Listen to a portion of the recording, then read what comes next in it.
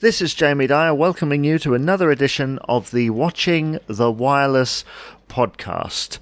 Recording in less than ideal circumstances. It's raining outside, so if you can hear that, I do apologise. But I'm joined today by a clean feed, which has been highly recommended by many people. Let's see if it works, shall we? By Paul today. Paul, tell us about your role within the radio industry. Sure. Well, I must apologise for my atmospherics as well. Incidentally, that we have awful Wi-Fi here. So if that goes terribly, I can reconnect to 4G, which I believe is the future. My origin story, I suppose, is I went via hospital radio, as many do, and then I've been a writer for a very long time. So my first writing job was the news headlines on Radio 2, which was a sort of a rite of passage of many topical gag writers, I suppose. And really, from the people I met doing that very first bit of writing on what was an open door show, so anyone could write material for it, that's led to writing for radio sitcoms and TV sitcoms, Miranda, Lee Mack Show, Not Going Out, things like that. But I've always had that urge to do more vocal things on the radio, so I've ended up doing Pause for Thought on Radio 2 and some cover presenting on BBC Sussex and BBC Surrey, and just trying to get on radios where possible, whoever will have me. Well, it certainly sounds like quite a CV you've got there already, even just taking into account all your writing stuff, because of course they're still producing a lot of stuff like that, aren't they, Radio 4? And even Radio 2 sometimes. Radio 2 have been sadly quiet of late with the scripted comedy. But years ago I did things like, The Day That Music Died on Radio 2, which is a music panel show. Parsons and Naylor's pull-out sections, writing for that over there. And then, Radio 4, I did a lot of the topical shows, the News Quiz, the Now Show, Dead Ringers, various other shows there too. And actually that for me was out of a really helpful initiative they had, which was the contract writer bursary thing. Don't know if they don't add the thing part, I just added that. And they still do this every year. One or two writers get the chance to have a job for a year, really. It's a salaried job for 1 year only, and you go in 9 to 5, and then because it's paid for by a different budget, any radio comedy show made by the BBC can use your work, really. So any Radio 4 show particularly that needs a writer can just knock on your office door or your e-office door, whatever it does nowadays. But I was going in 9 to 5 every day and being available for any show. So as a result, I got a nice little CV there, met lots of people, and also had that experience of writing on a topical show one week, a sitcom the next, an impressionist show the next week, a sketch show, whatever. So really helpful sort of university of comedy writing, really. Certainly a great load of versatility there, and I have absolutely no idea where to go with this, because you've just opened up an entire floodgate of stuff. I mean, obviously, you've done cover shifts for radio. Is it like your ambition to get on the air full time? The thing is, I'm sure that I've got attention ADHD thing. We were looking into it for one of our kids actually, and I think I was looking at the list going, that's me, surely. I'm happiest when I'm doing about 10 different things, and my ambition, I suppose, really is still writing, but in that sense any radio or presenting is still joyfully like a hobby, so it does feel like it's something I just really love doing. And another string to the bow as well is I've just started this podcast about the origins of radio and the British broadcasting century, it's called. So we're looking at 100 years ago, what they were doing to start these things. And I can see myself in a lot of those people back then, because they're not doing it professionally in a way. It's just an amateur hobby that happens to then spawn a broadcasting industry. And I love that side of things. I love the fact that you can be a hobbyist in a way.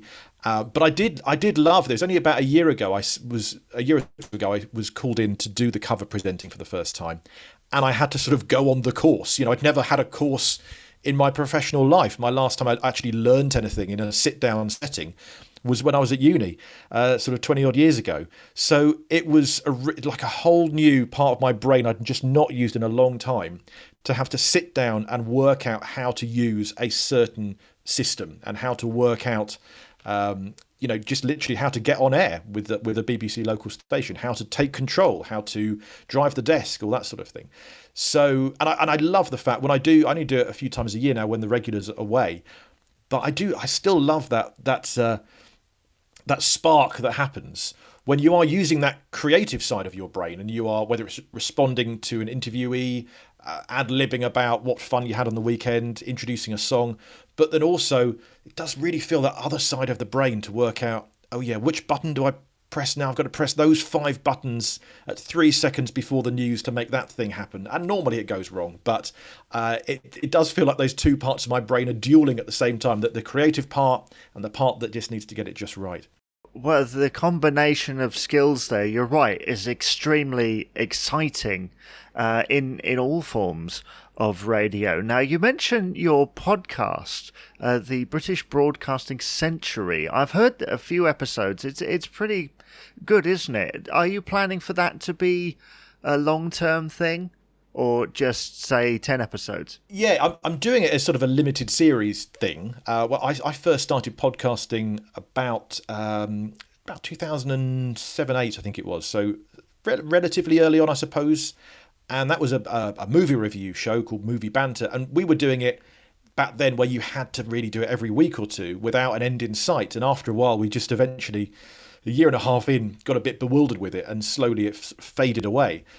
Whereas nowadays, I think maybe since the Serial podcast and others like it, this sense of that you can do a limited run. So in this idea, I think, does suit series quite well. So I'm doing a first series of 10 or 12 episodes, which is telling the story of broadcasting's birth, really, all the way starting at Morse code in the 1830s and going to the BBC's launch in November 1922.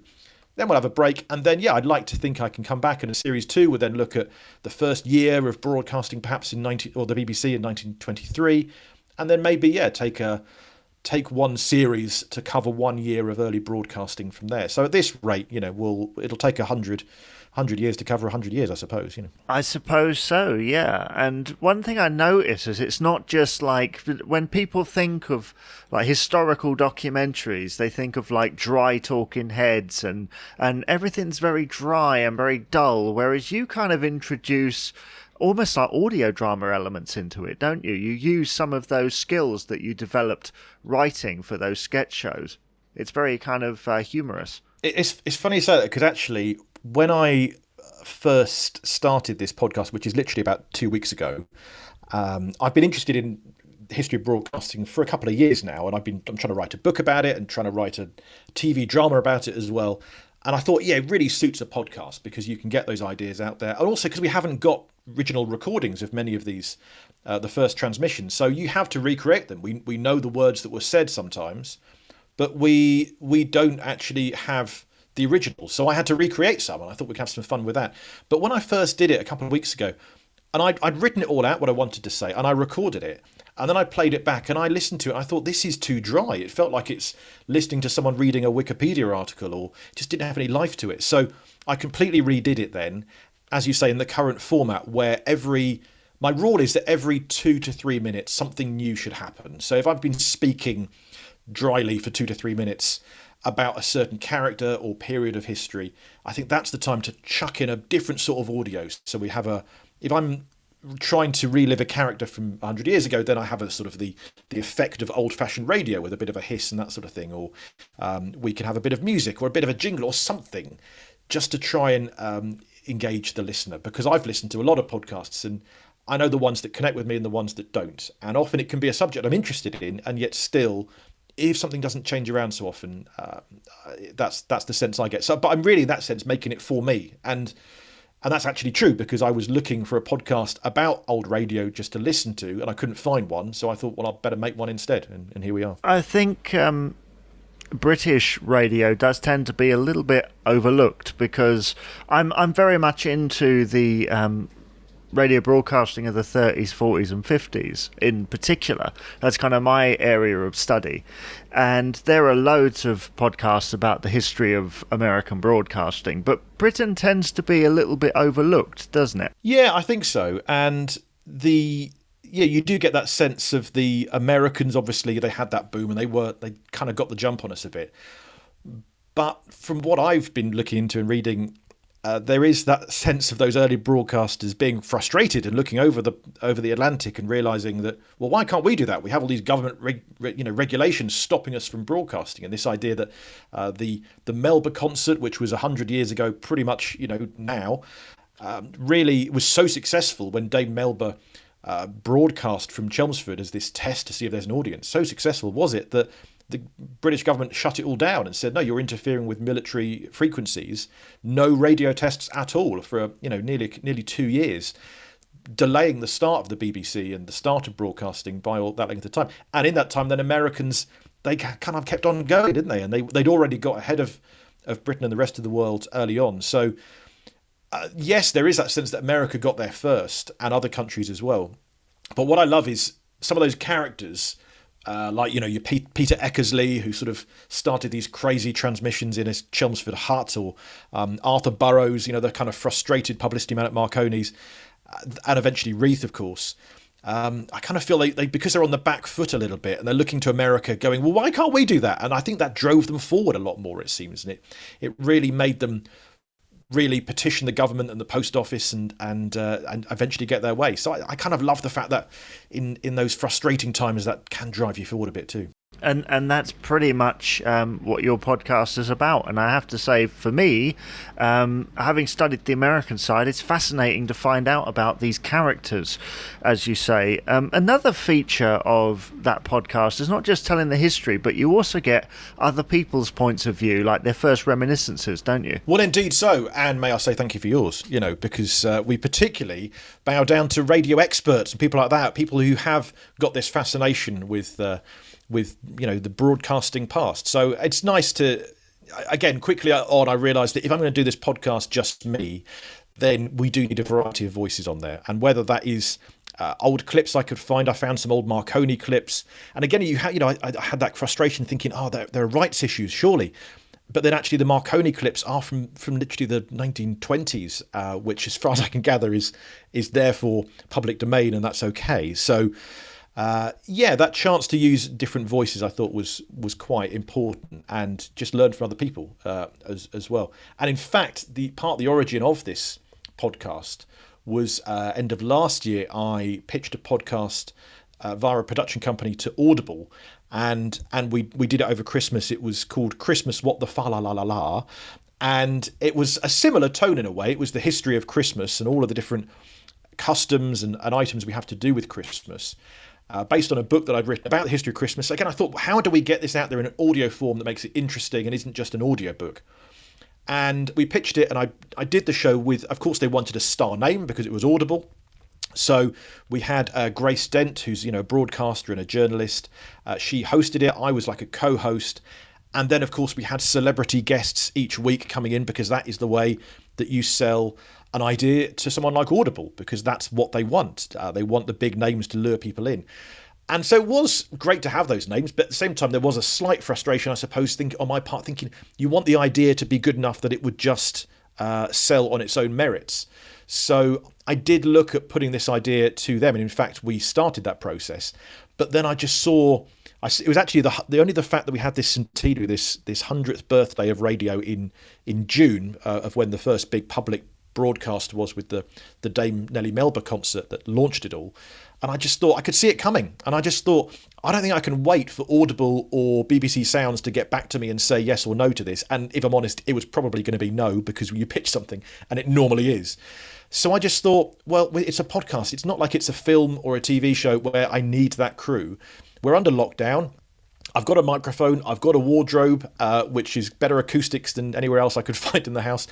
Let's just do it. I've got time. Other work's cancelled. I'm a comedian as well, and the gigs have gone quiet in all of this, of course. So I felt like the stars had aligned that like now was the time, really. So I thought, let's just do it myself.